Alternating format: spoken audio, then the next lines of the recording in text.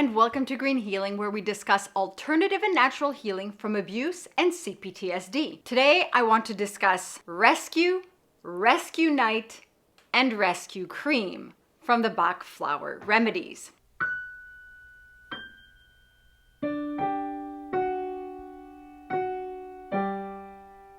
As a quick reminder, this isn't medical advice. I'm merely sharing what I do, perchance it may also help you. The rescue remedy works a little bit differently than other Bach flower remedies. It's for immediate use, sipping water 4 drops. It is comprised of 5 Bach flower remedies. Star of Bethlehem for shock and the fear from the shock. Rock rose for terror and panic. Impatiens for irritation and impatience, cherry plum for unwanted, scary thoughts, and clematis for disassociation and lack of clarity. Rescue remedy tends to work with every personality type. It will help relax the body. However, it's not a substitute for other Bach flower remedies or medical treatment. Rescue remedy can be taken repeatedly and or intermittently. It also can be combined with other Bach flower remedies. Sometimes I add mimulus for fears of known origins, or crabapple, that's when feeling unclean, for self-disgust, or feeling obsessive, or even red chestnut that I like to combine with rescue at times.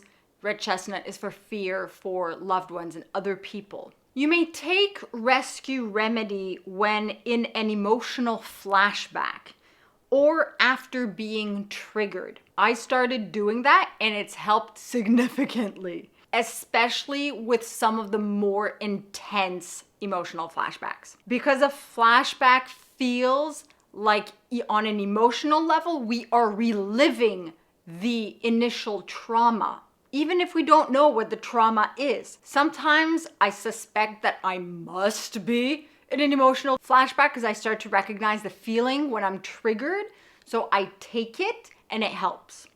Even if I don't know what the exact trigger was or what the flashback that I'm experiencing is. You can take it after a big argument with a spouse or family member, after an upset, after receiving disappointing news, or other physical upsets. You can also take it before and or after surgery. I took it when I was 16 when my nose was broken.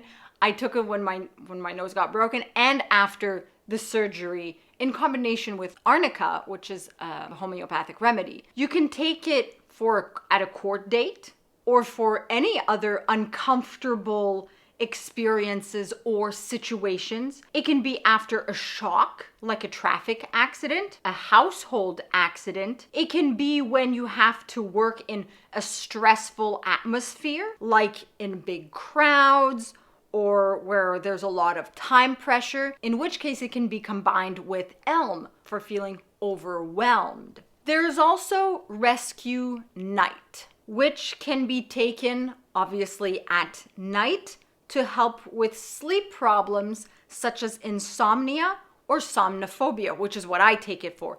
And a rescue night is a spray. You put 2 sprays on your tongue. As with regular remedies, for the rescue night, I take it for a couple of weeks or a couple of months, and then I take a break because my body tends to get used to it, and the break ensures that its benefits remain effective more on the long term. Rescue night is comprised of 6 remedies. Star of Bethlehem for shock, cherry plum for the scary thoughts, impatiens for the irritation and impatience, clematis for the disassociation and daydreaming, rock rose for terror and panic, and rescue night also has white chestnut, which is for unwanted thoughts churning in our head, unwanted inner arguments, inner dialogue, repeated conversations, things that might have happened or might potentially happen. And there's also the rescue cream, which helps with bruises and minor cuts, rashes, or scabbed wounds. you don't put it on an open wound or a bleeding wound. For that, I put calendula, and then when it starts to scab, then I put the rescue. And it's very normal for it to sting or to feel hot when you put it on a wound. On a bruise, I usually don't feel any sensations from the cream. I recommend, if you've never used rescue cream before, just to test it out on a little corner first, and also to test it out on your wrist where there's no wound, just to see if you react well with the cream or not. In my first 2 episodes of the season, I explain how to prepare, how to take the Bach Flower Remedies, and how to self-diagnose to figure out which ones you need. Hopefully, this will also help you figure out if you need this particular remedy. Also, remember when you're self-diagnosing to observe your symptoms without necessarily judging them. We all go through, a lot of us, several symptoms from any number of these remedies. Becoming more self-aware is key to being able to more accurately self-diagnose ourselves, but needing one remedy or another is not wrong or anything like that. So just know that it's okay if you need these remedies. My sources are Bach Flowers for Crisis Care and Mastering Bach Flower Therapies, A Guide to Diagnosis and Treatment by Mathilde Scheffer, and The Dictionary of Bach Flower Remedies by T.W. Hine Jones. There is a lot more to these books than what I mentioned in these videos, so I highly recommend that you check them out. The links are in the description of this episode.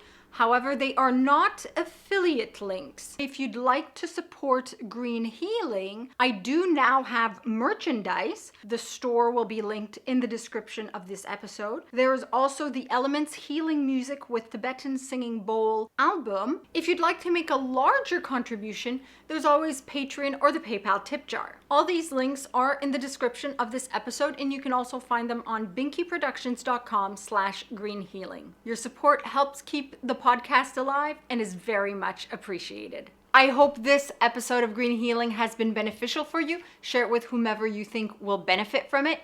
And remember, empower yourself and be emotionally free.